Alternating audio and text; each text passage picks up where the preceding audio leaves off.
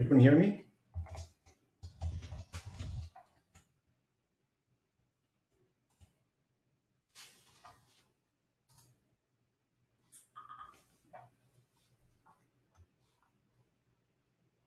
Okay, waiting for Mkultra.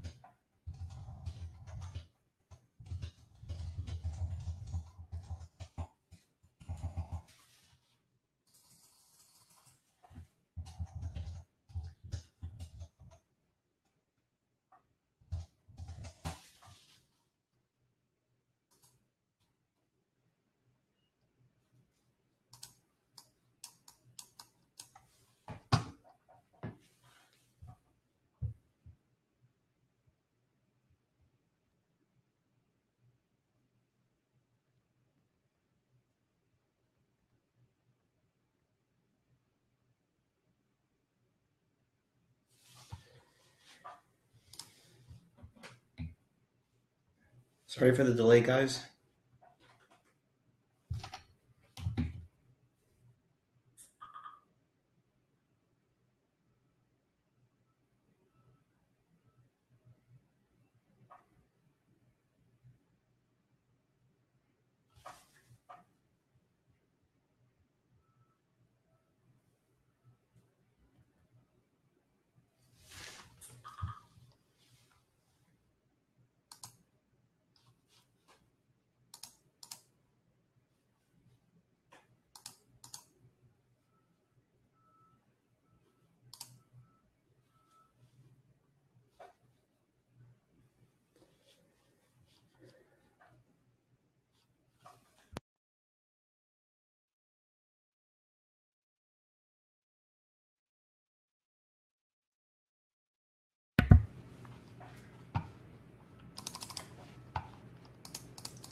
Sorry for the delay, guys.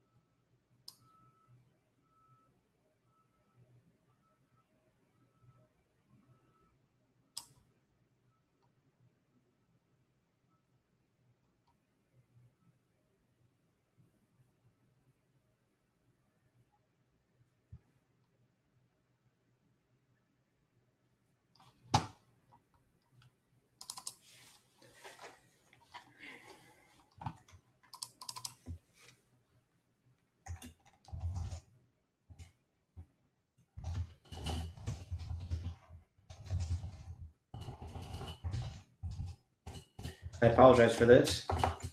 Just waiting for Will to get on board.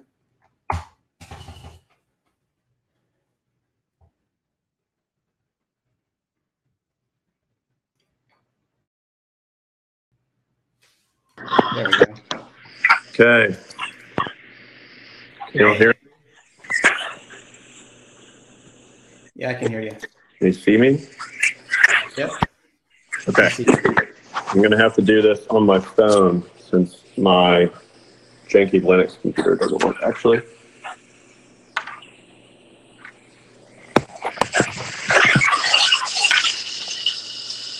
Okay, is it working now?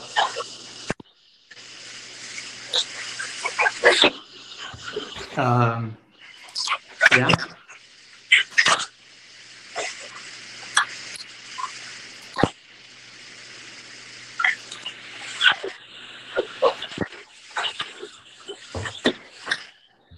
So you want to get started?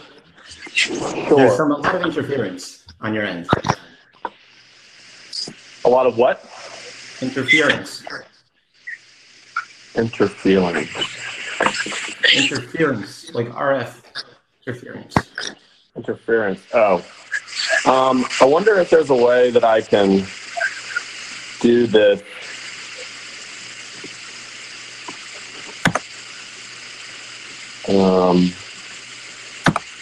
Are you using a mic? Yeah, I'm trying to use the mic from my phone.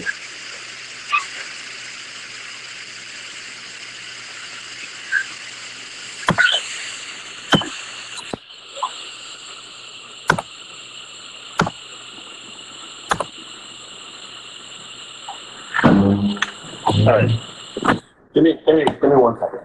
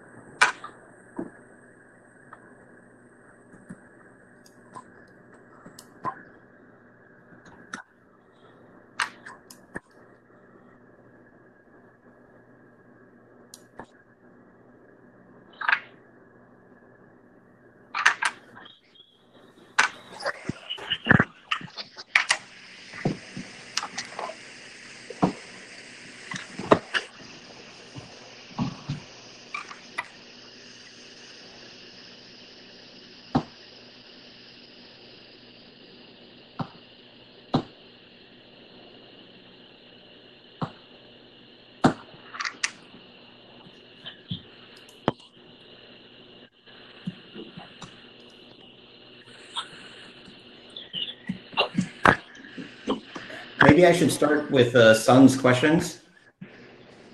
What do you think? That's good. Cool. Okay, so thank you for the questions. I'll start reading off one by one. First question here. Is it being a utility token and currently without any utility has been recognized that possibly we need to reduce the number of tokens that are being minted? So yes, what you're essentially saying is, should we reduce supply pressure of selling? I think the answer to that is kind of dependent on the community. I think that the trade-off here is such that if you didn't have any inflation, this would be considered a total pre-mine, and I don't think you get any long-term adoption. I think that a lot of the people who are in this project are here in order to get to see this, on a long-term horizon. And I think that if lacking the inflation, it would go against that goal. That being said, I also think that it's socially acceptable to have a situation in which not us, but coin holders would essentially say, listen, we don't want inflation to go to miners. You want it to go to subsidizing projects or whatever the thing may be.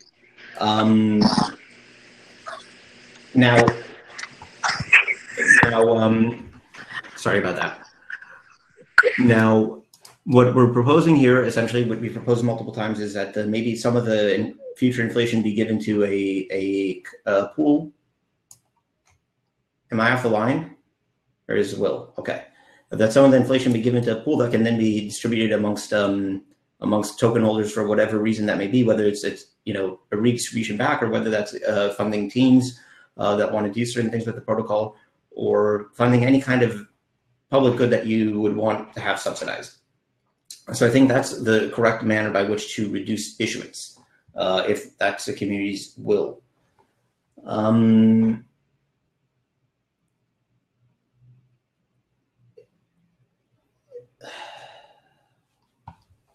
Okay, current development. How is the team effectively working towards attracting new project users and protocol platform?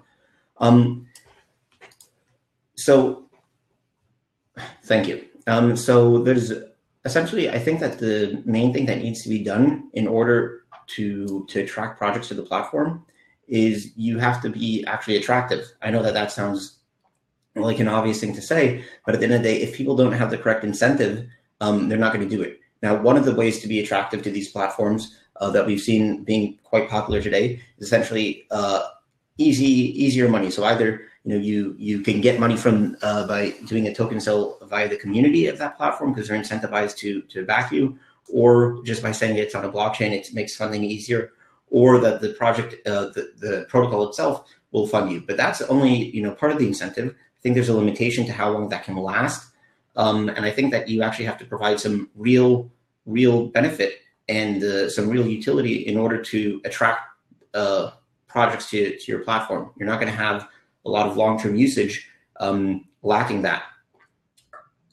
It's kind of like trying, I guess, metaphorically to go to couples therapy if it's not working out between you and your girlfriend. It's like if the basic incentives aren't there, if the basic compatibility isn't there, then it won't work out no matter how hard you try.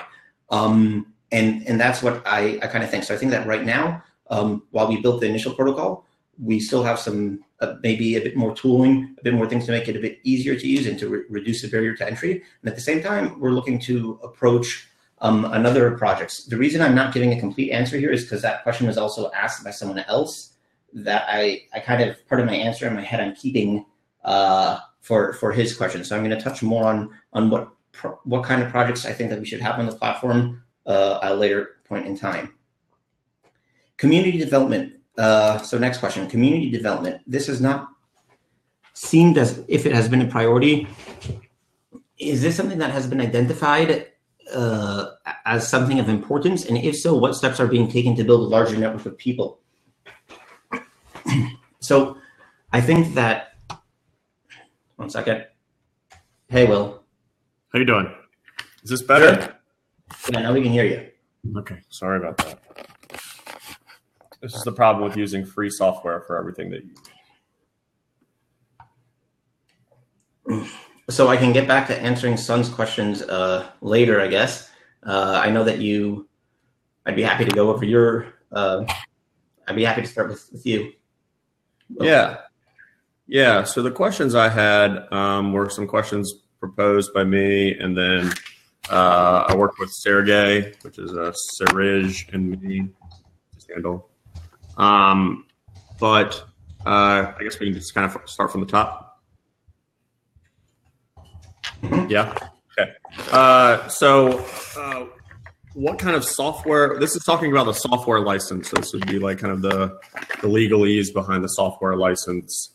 And maybe you can explain kind of the software license and its intentions a little bit. But what kind of software license is in place right now? What's its purpose, and can it need to be, or does it need to be changed maybe at some point in the future?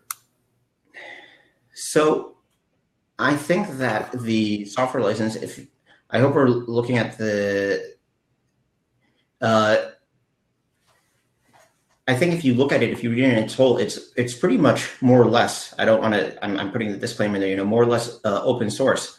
So it's like essentially waiving the majority of any sort of claims in it. I want to explain like the two phases to the software license, I guess. You have the let's say the community release, and you have the initial release. I know that you covered this in another question, so I just want to make sure. So I think that by explaining that will also answer your question. So you have the initial release and the community release. So the initial release was something that was developed solely by us through just essentially Bootstrap, and what was sold during the sale event was essentially the rights to that software, which were limited only to a certain group of people who participated in the sale. After that point, when we changed the license and pretty much open sourced it, again with that asterisk there, that's the community release. Now, what does a community release essentially say? It's saying that we have no rights to censor anyone or to remove your ability to do anything, et cetera, et cetera. But we want everyone to follow a certain set of rules, which is that everyone has to essentially stick together. And I think that's fair, and I'll explain why I think that's fair. I think that, personally, I got into Bitcoin earlier on, and I kind of got into it based on a certain premise. And that premise was and maybe that premise was flawed, and maybe I'm wrong for believing that, but saying essentially, listen, this is digital gold, and everyone should converge and convene on this one thing being used as digital gold. Now, all of a sudden, you have within Bitcoin two, let's say, legitimate factions, each of which are claiming for them to be the real Bitcoin. I am not sure that's essentially the kind of thing that we'd want to avoid here. We'd want to avoid a situation where people can harm anyone under the guise of, let's say, voluntarism or freedom, create multiple forks of this chain and dilute the value for the initial, for the main chain, essentially. So all it's saying is that, listen, that there should be a certain voting mechanism in place where this is how we reach consensus, not necessarily by miners or by whatever the thing is. We just predefine a certain mechanism to go for it as a community, and that the whole community should stay on one chain. But that's all the software license is really saying. It's not saying much more besides that. Okay. So if a group of people gets together and says, hey, we want to propose a change, I guess, how does that process work? Do they would basically submit changes or create a test net, right? And submit changes to that test net, and then kind of the community votes on if that change perhaps gets put in place or not, due to, as a result of some community voting. Yeah, essentially, yes. Create a new repo with, the changes to the code, vote on it, accept it. That's it. The only thing that repo has to do is it needs to accept, the same distribution of tokens, and it needs to essentially, carry the same rationale forward, so that the people creating the next repo will also follow the same kind of logic. Okay. I think that makes sense. And that's a good way to do it. I agree that a big problem in the current Bitcoin network is that you're incentivized just to fork and create your own thing. And that does destroy a lot of value in the short term, right? You can argue about who wins in the long term or whatever, right? But I think in the near short term, yes, it does destroy a significant amount of value and kind of trust from people that are on the fence on adopting it kind of altogether. If it's just gonna like fork all over the place, at some point it might become like a race to the bottom, right? It just like everyone forks and everyone has an idea, and then the whole value proposition is destroyed. Yeah, and I think that's all. Can't have 10 variants of gold, right? Like exactly. It's gonna accept any of them. Exactly, and I also think that further to the point is that one of the main issues with Bitcoin's like lack of governance is that maybe initially it was assumed that the miners' power, the hash power, would approximate let's say the economic network. But as that became less true, as you have a concentration, maybe a high disparity between miners and the rest of the stakeholders in the system, and because it wasn't agreed that coin holders will vote, rather it was agreed that miners will vote, well, you have a problem, because the agreed upon mechanism for resolving things in Bitcoin was hash power, but that's obviously not a good way to take a representation. But since it wasn't set up, no other expectation was set up initially, that's creating a situation where if you were to say now in Bitcoin, let's take a coin vote, whatever side would be losing would say, well, that's not acceptable. That's not how the system is supposed to work. So you create this stalemate, and now all you can do is bicker on social media. I think that by initially implementing a mechanism that we can say that for the foreseeable future will remain quote unquote fair, is the right way to go, and it'll probably resolve all the fights from happening in the first place. Right. No, I think that makes sense. Yeah, the initial assumption being that we're all going to use the CPUs in our laptops or our personal machines in order to mine this thing, and so if you have participants all over the world using their laptops to mine, then yeah, it's fairly distributed, right? But then USB chips come in, GPUs come in, FPGAs come in, application-specific integrated circuits come in, right? ASICs come in. And that kind of destroys the whole fundamental assumption. And that's a problem. Okay, so I think that makes sense. I think we covered number 2, which was who or what does the software license protect, and why is it important for the success of the project? That was answered. It protects all of us, right?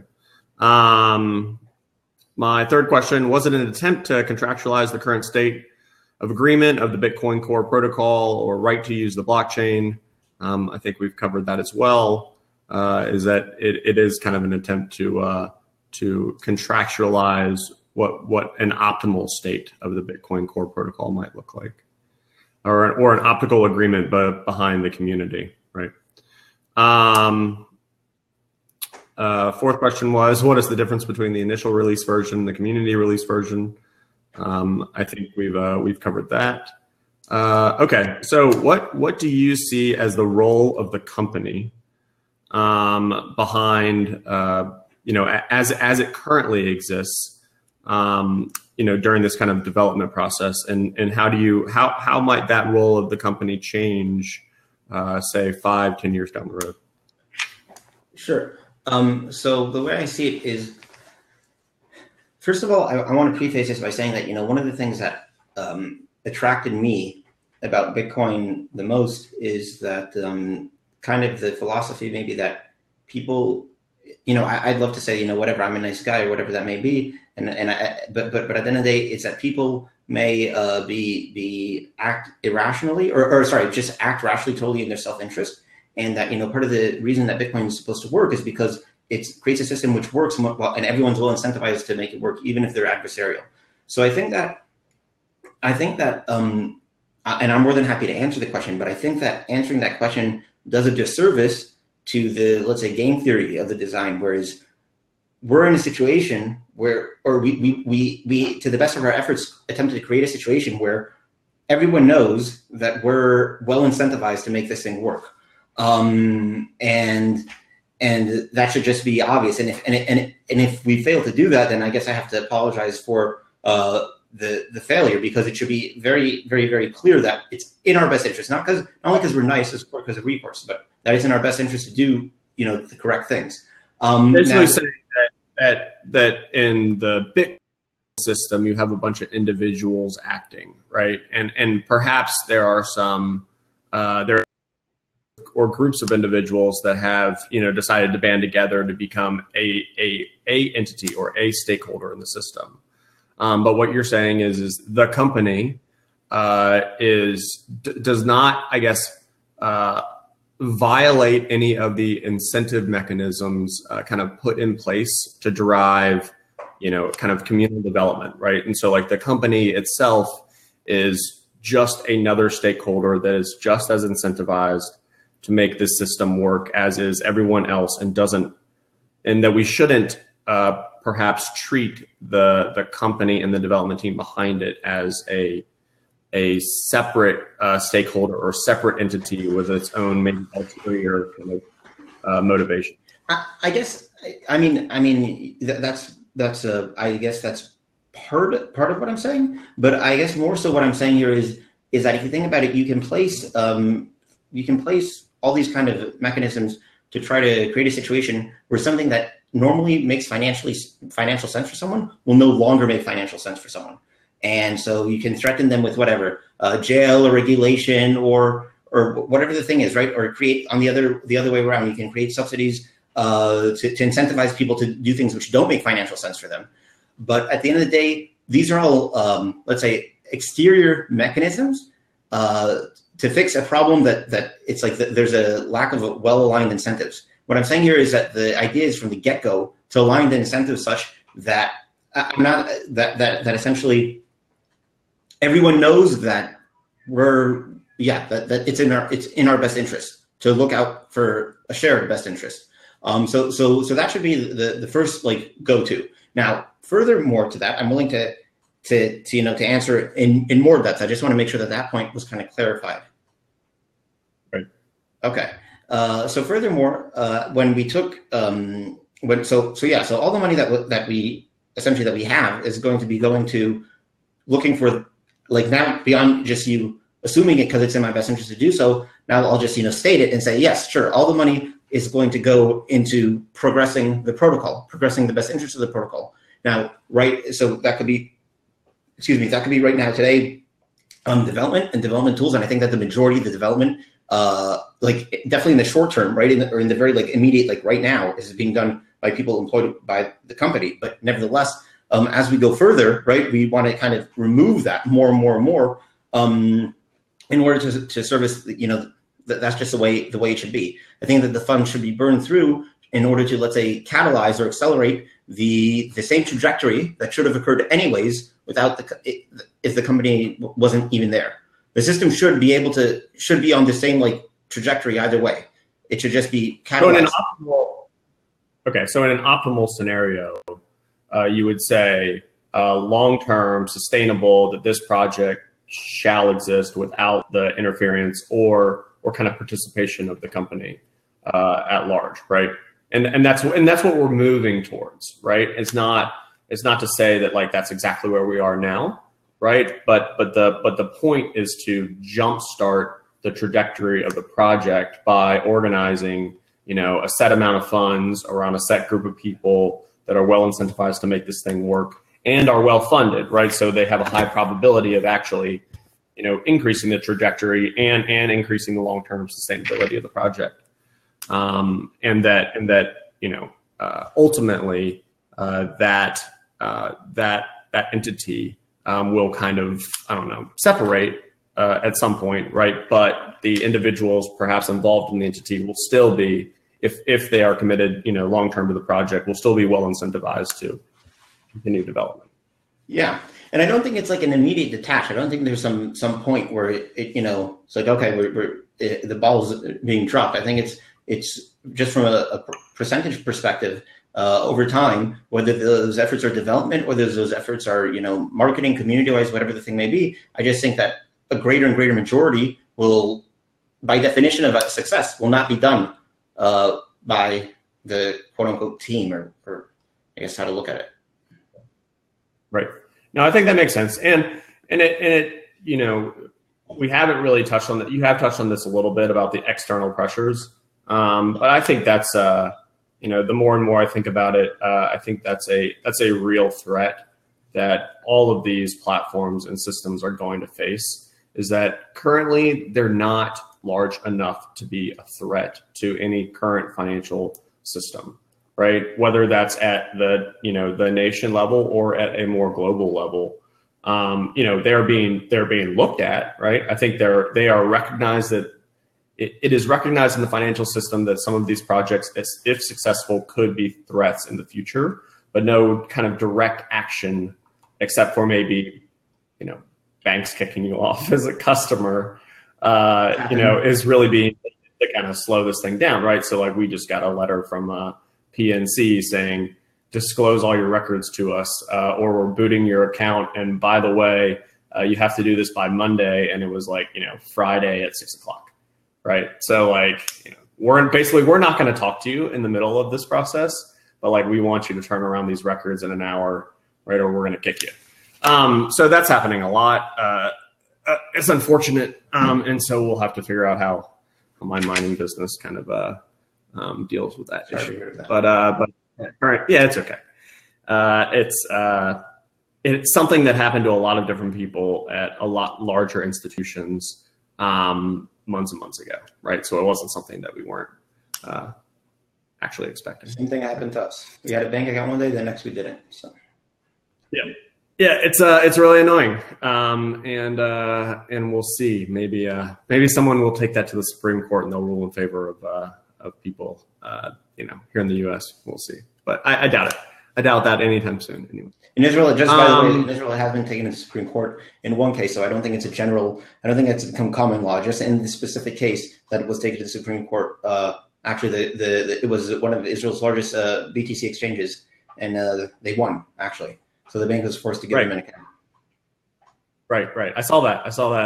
That happened, several months ago, right? Maybe six months ago or so. Yeah, I saw that happen. Which is great, right? Which is great for the future of this. Maybe all Supreme Courts will take that position. Okay, so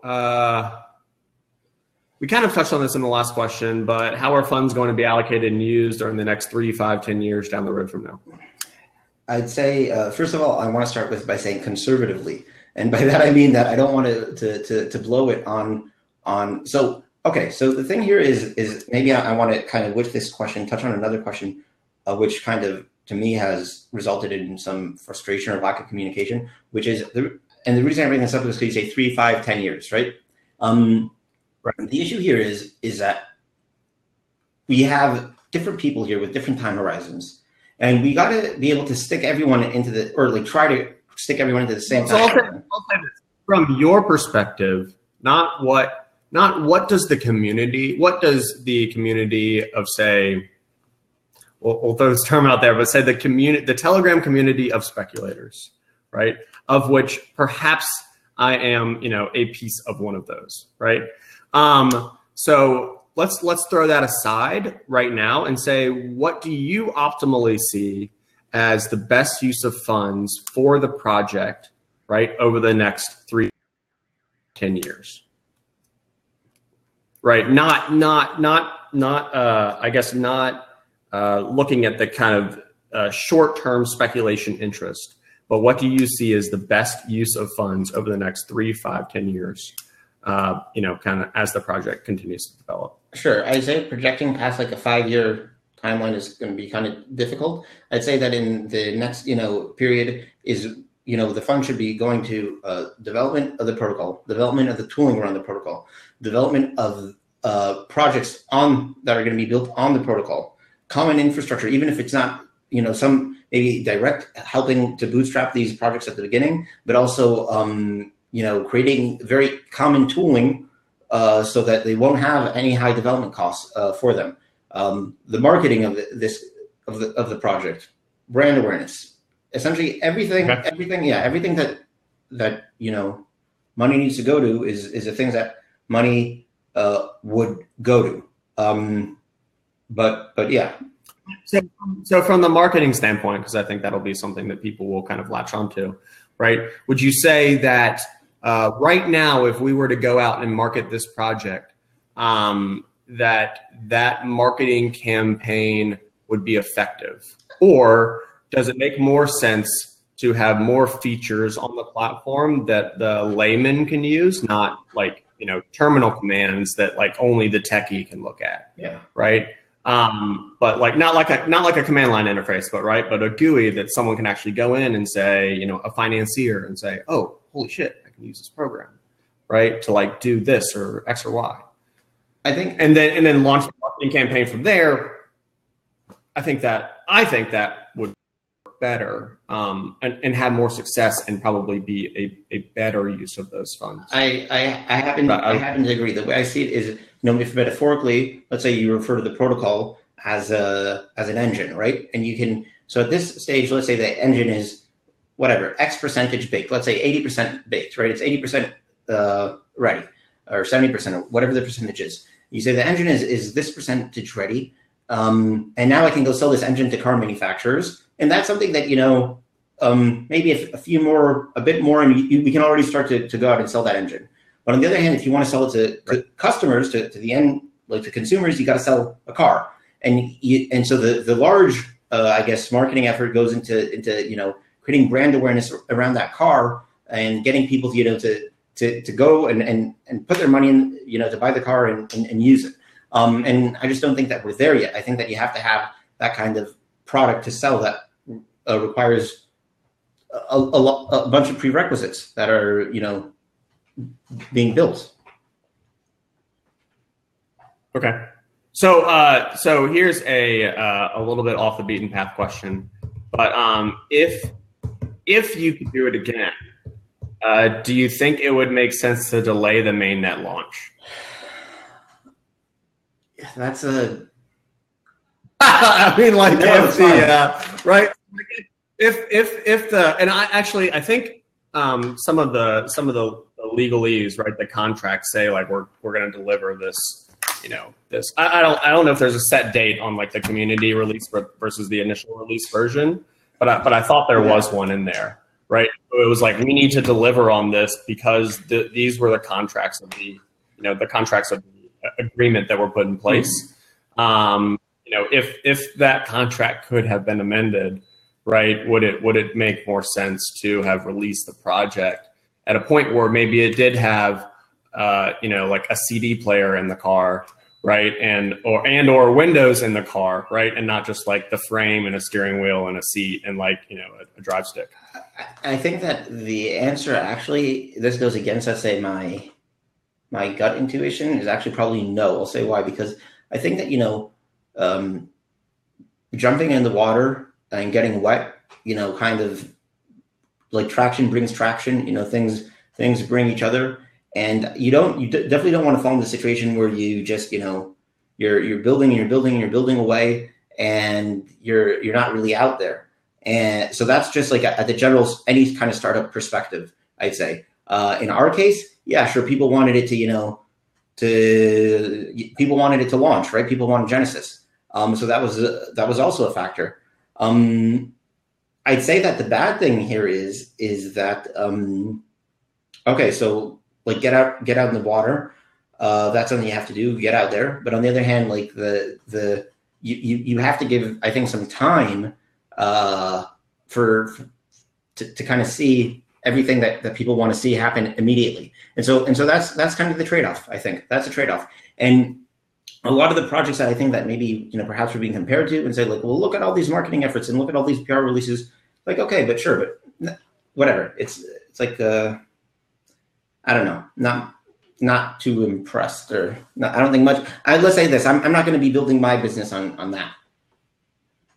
Right. Okay. I think that makes sense. All right. So let's get into these last few questions. Okay. So a big chunk of the community are speculators, right? That I am perhaps one of them, right? What are your thoughts on how to get them involved further and make them long-term users? 1 second. So, big part of the community are speculators. I am not sure, to be honest. I think that, when we get to the customer stage, when we get to the fact that like, to this thing being ready for let's say, mother and like mom and pop kind of stuff, that people who have a vested interest are going to push this thing forward. I think that, the general help, the like wisdom of the crowds is something that's very, very, I very much appreciate. And I think that can create a lot of positive improvements because, I don't have perfect information and I don't make the optimal, like no one does, right? No one has perfect information. No one makes the optimal game theoretic decision, and having input is definitely helpful. Having people who have a vested interest to propagate the news is helpful, and having people who build on top of you is also helpful. So all these are like force multipliers. But how do I see the community being more involved? I also want to touch further, actually, is what I see happening as the following. To get them more involved, I think, is to do with the Common Goods Pool, which is something that, I want to implement by the end of this year, to get people to be able to say, hey, I think this should be done. I want, and let's, all discuss. And it's not just a discussion on Telegram anymore. Now there's actually funds behind that and stuff that you can do with that money and push it forward. So I think that is also one of the main ways to get things to be moved forward. Right. No, I think that makes sense. Right. And I think that maybe, and this is something I've been thinking about for a little while. It might be worthwhile. So everyone that comes to this Telegram group comes here because they are interested in the project, right? Or they're interested in, flipping some coin and making some money. They're interested in mining. Are you hearing me? Yeah, absolutely. They're interested in mining, right? They're interested in developing on the project or just observing and seeing kind of where it's going to go. I think what might be beneficial to the team and perhaps to the community would be to kind of collect people's handles and say, like, give a more in-depth, biography about like where you're, what were you trained as, right? What was your trade before or while kind of coming into this project, right? Like for me, I have a background in accounting, right? I worked at a bank for a little while, right? I quit that job and went and worked as a data scientist for a little while, right? Then I got into mining, but like understanding who in the community has what skill sets might help us better, I guess, launch new features and or get commentary from the community or from specific individuals in the community that have been here for a long time, have seen the progression of the project a little bit, and that might have a skill set that would lend itself to jump-starting a new feature or accessing a particular, a particular trade that you want to attract, to the platform at large, right? And that might let us all come together and work together more as hey, how do we allocate the talent that's here, right? Because there is some talent here in the community, right? But like, how do you effectively leverage it other than us bitching on Telegram, for lack of a better word, right? Listen, frustration is understandable, and I guess it's my kind of job to eat it, which is fine. So, and I'm sorry if I ever react to that, but I agree with you completely, and I think that what you're discussing has been a well-proven strategy. For example, take we launched with CPU miners, right? One guy had a GPU, and then very quickly, the people in the community that knew how to program mining software came out with miners, being Protovis, being Leafpool, and then being us. So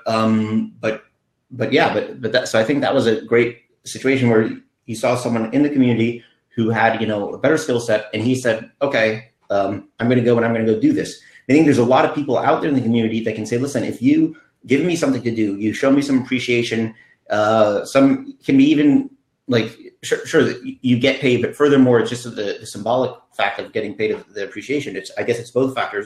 Then, you could see a nice force multiplier. And I think that leveraging that correctly is, I guess, an art that has to be done.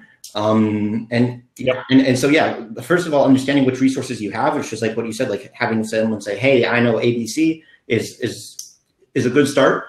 And having this positive. Yeah, or even like getting people just to say like, look, like I'm a speculator, but I also can code, right? Like, so like I can help in like this particular area, but I am a speculator, right? Or I'm here long term, right? And I want to develop on the project, and I don't own any coins, or right, something like that. It doesn't have to be like what is your name and what is your address, but like you as your Telegram handle.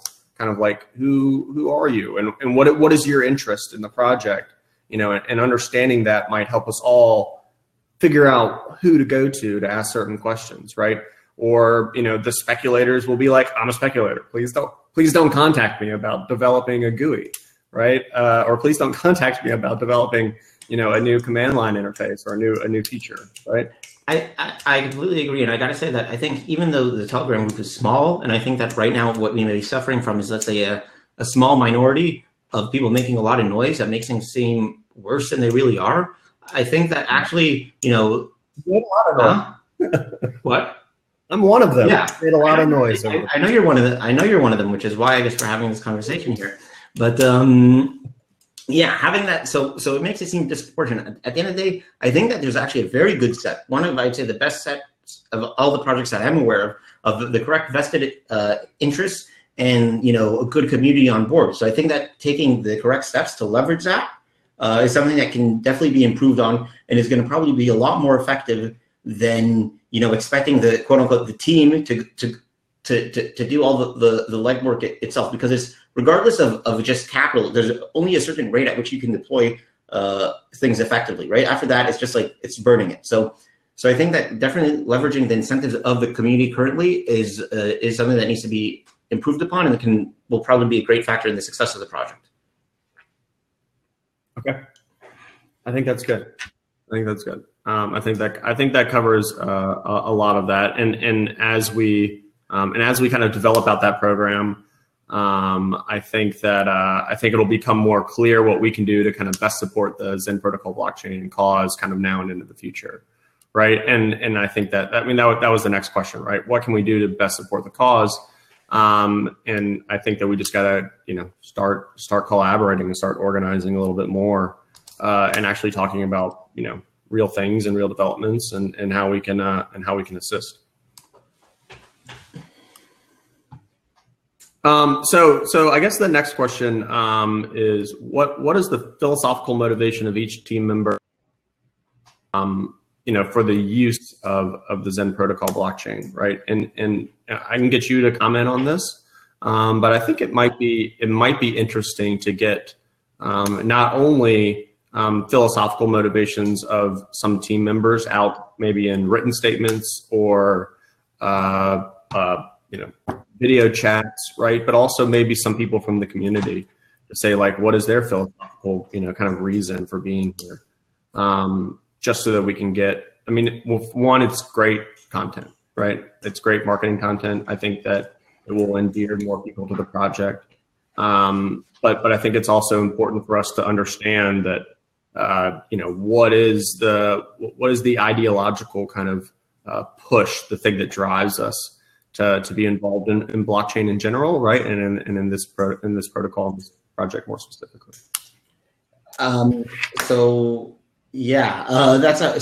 There's a few questions here. There's, I guess, what the team members think and what the community thinks. I can't really answer for the community. I'd say what I hope, and I've tried to keep a consistent message, and I've tried to kind of like try to sort through let's say, to prune the community such that this would be the way. I can definitely say that for me. What the thing is here is to say, listen, there's a great opportunity now here to create a world that's freer, that has more opportunity, that has, more liberty. And that's, what I wake up for in the morning. And that's, my goal. And I'd say the goal of also the majority of the coin holders out there. With regards to the team members, I'd say, obviously people aren't genetic copies of me, and everyone has their own opinion and their own this, but I'd say generally that's the overarching dynamic of the conversation. Regarding to the people active in the Telegram group, sometimes I ask myself that question, man, but I don't know. I guess that's up to you. Okay. Yeah. So maybe we can kind of self-organize around that, and try to get some philosophical reasons for why Shikembe is here posting on this AMA right now. All right. So the next question is, can Zen protocol become a market competitor for the other protocols like Ethereum, EOS, IOTA? Doesn't really matter. In terms of technology and market share. I think maybe it's more appropriate to compare it to Tezos, Bancor, stuff like that, right? Because it really is going after more of a niche market than maybe Ethereum is going after. So I'd say that it's important to differentiate between, when you say competitor, there's market cap and there's utility. For example, Red Hat may have a lower market cap than Microsoft. Doesn't mean that Linux is used any less. So I think that these are two separate distinct questions. When you're getting out there about market share, I think that not only can we compete, I think that it's like maybe even we're ahead, because I think that we're closer to actually getting there than perhaps some of these other things are. With regards to market cap, that's all I guess that my premise is that in the long term things will find equilibrium. That the thing that actually has utility is going to be the thing that appreciates, that will be more valuable, and that the market will recognize as more valuable. But that's just my take on it. It could be that, the market can stay irrational longer than I can stay solvent. So I don't know what to say about that. But I think that definitely can be a competitor, if it isn't already. Yeah. Okay. So the last question that I have, and then we can throw it out to the community and see what they think. But if we have time, what use cases does the team see best applied to the project, right? And part of what I think might be beneficial is to maybe pull in some of the Telegram people, right, or pull in some larger partners that maybe we don't see much of kind of behind the scenes to collaborate and work up some blog posts on like this is how we envision the Zen protocol blockchain supporting a specific business application, right? And this is an example, right? So kind of what you guys did initially with the CFDs, right? But maybe on a more, it's something that maybe ties in to a more tangible market product more so than a more abstract kind of like contract, right? So like maybe less Apple stock and more bushels of corn, right? Or less, bushels of corn and more real estate, right? And how that can kind of work, because I think that there's, well, for one, like real estate, drives what, 50% of the markets globally, right? It's a massive, massive market. And there's lots of financial contracts and derivative instruments and, things that can make the market collapse in 2008 and all kinds of, different contracts out there in the real estate space. So I think it would be interesting to see something that's a little bit more tangible as a use case explained, so that we can, so a layman can maybe get his hands around this a little bit more. Sure. Right. So I think that the actual utility in, I guess, blockchain in general is a certain set of things, and I think that we're just focused and specialized on that. I think that the way I see it is that what we want to essentially, the best use cases are essentially, first of all, enabling people to get access to a wider set of instruments at a lower cost. So, I can just have a portfolio that's that are more optimized, lower fees, lower counterparty risk, that kind of stuff. That's the, one great, I'd say, killer use case of like financial markets. Right. But within that, I'd also say that creating markets for currently illiquid assets.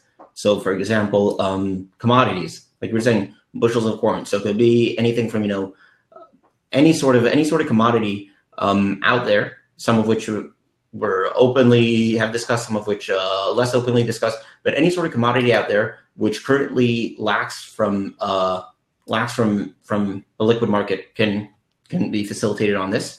And I'd say it's also quite well suited for the blockchain, because you're using the blockchain to essentially do the settlement and exchange of the instruments, which is where the regulation is. But actually selling commodities is selling the actual deliverable is totally fine. So I think that's but hey, I'm not a lawyer, so not legal advice. And so that's the second use case, markets for currently liquid assets. And then the last one I'd say is creating secondary markets for liquid assets. So for example, maybe you have something like Bitcoin, which is currently liquidly traded, but you don't have options on Bitcoins. Being able to create more complex kind of contracts, financial contracts on underlying instruments easily. Right.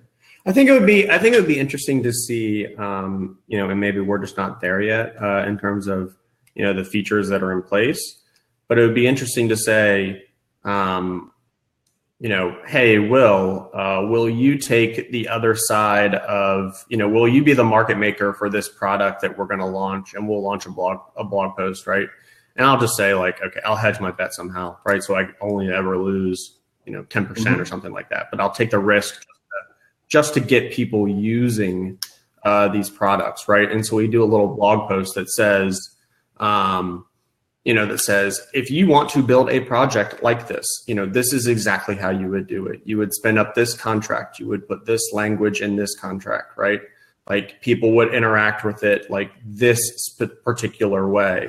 And so that people can kind of get their heads around, okay, well, these are the exact steps that I kind of take to create, this specific thing. And then, brains run wild about what else they could do with it. Right. And again, maybe we're just not there yet. But I think I agree. I think that up till recently, perhaps the focus was split between, let's say, coming from the situation of saying, listen, we have a basic premise saying we know what this thing is good for.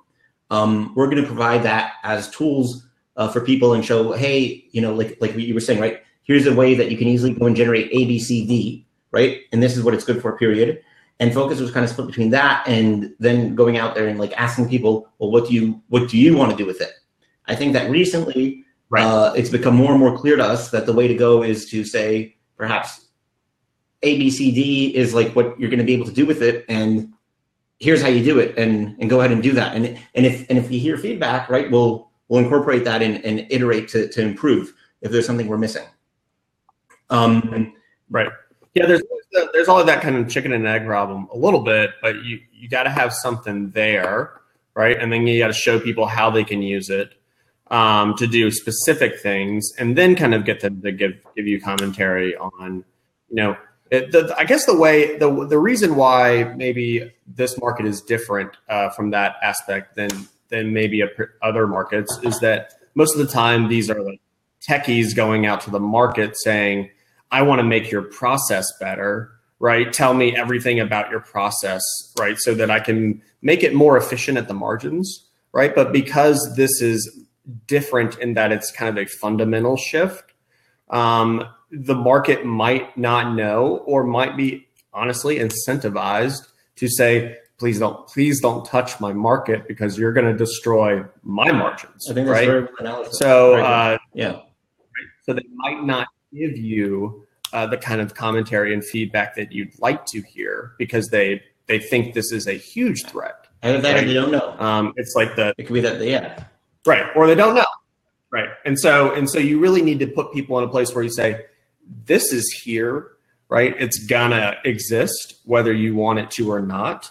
And then they say, okay, I'm on board, right? I'm gonna figure out how to kind of fundamentally change what I'm doing. And we'll use you guys to help build out our own features so that we can continue to survive. Yeah, and a lot of my conversations have been actually going to, projects I've talked to me and say, hey, I want to do A, B, C, D.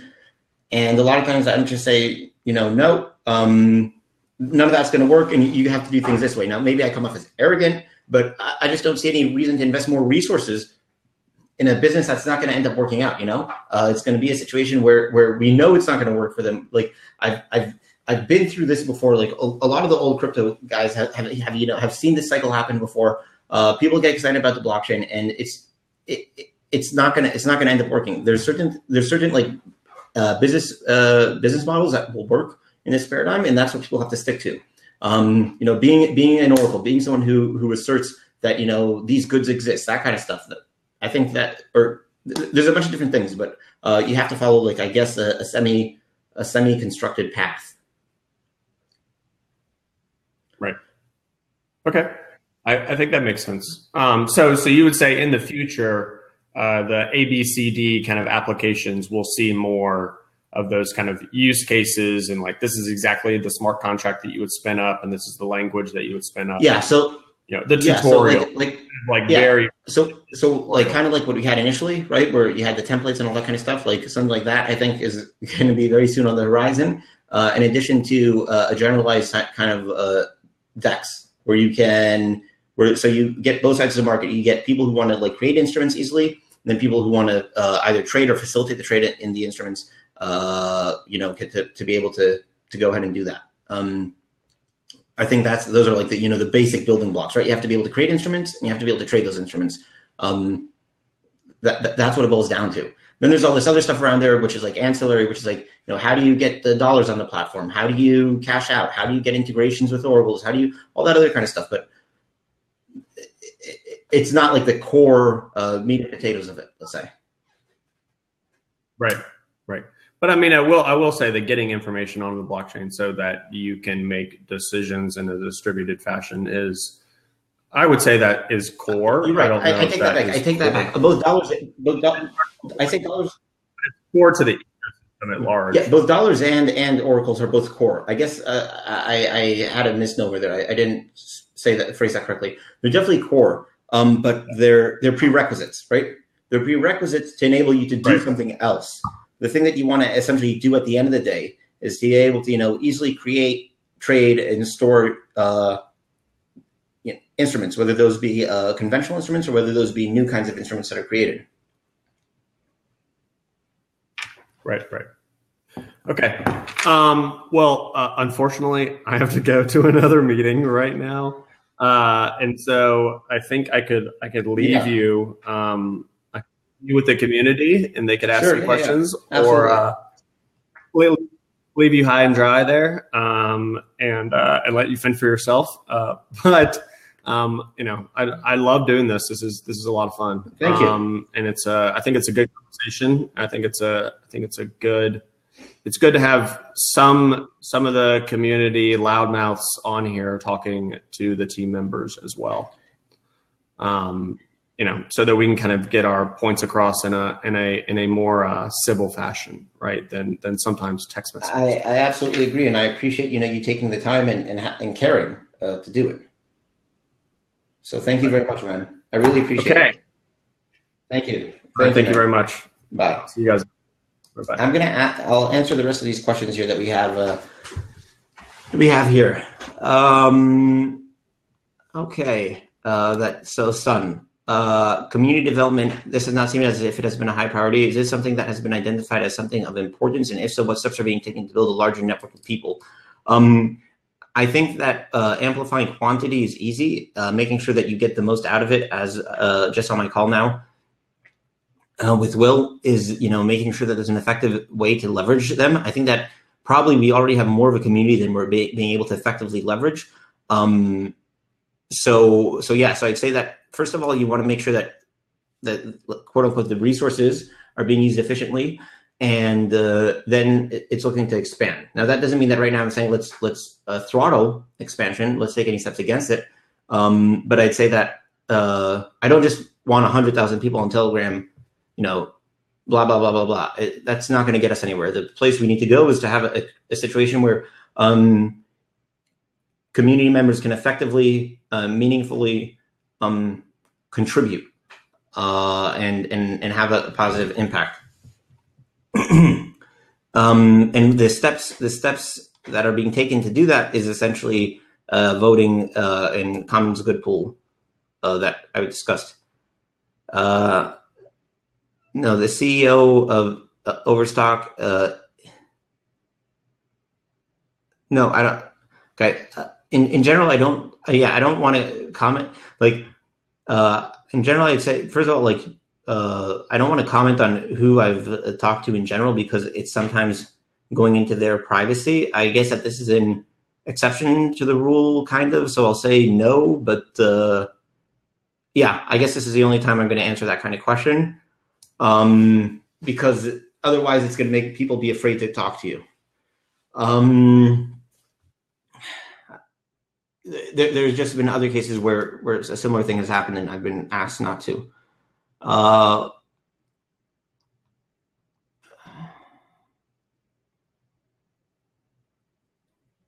As a multidimensional asset, would it not be best to get this asset class clearly defined and move past the speculation of investment? I don't understand the question. Capital needs to be brought into the project, real world assets. What are we doing to get into the project? So what we need to do is we need to get some people like Will said, which can hedge themselves and just provide an easy platform that they can easily create the assets, which we're like this close to having out there. And after that, provide people with the tools to do it. We may potentially do part of that, but I mean, I don't really want to take that position because we have to kind of stay neutral here. But there's a bunch of well incentivized parties to make sure that there's liquidity on the platform. Are there other implementations for Zen Protocol Core except F#, like Go and Rust? No, that's the current implementations.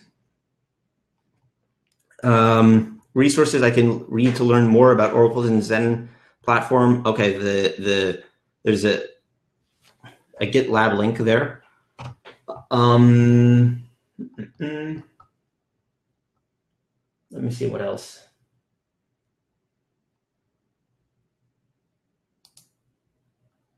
Yeah, I think that's pretty much more or less it. So I think we've covered all the questions. I want to thank everyone for taking the time to join us and hear us out today, and I really appreciate your time.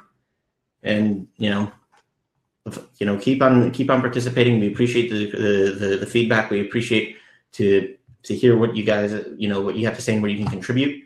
And more than happy to keep this conversation going. Thank you, everyone. Have a good day.